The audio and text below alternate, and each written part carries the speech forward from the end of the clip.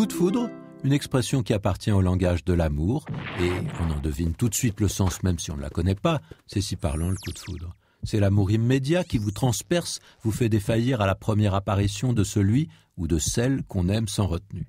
L'amour au premier regard, dit-on dans d'autres langues, mais cette formule est plus fade, parce qu'avec le coup de foudre, on voit la soudaineté et la violence qui figent sur place.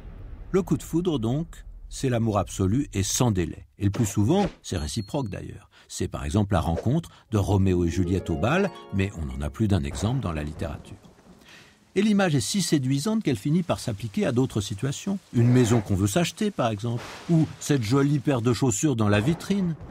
Et cette image fulgurante pour tout ce qui séduit immédiatement et fortement a plu à bien d'autres langues étrangères que le français qui nous l'ont emprunté. Alors même si le coup de foudre semble venir du ciel, on ne dit pas un coup de foudre m'est tombé dessus. Mais j'ai eu le coup de foudre, comme s'il naissait à l'intérieur de soi.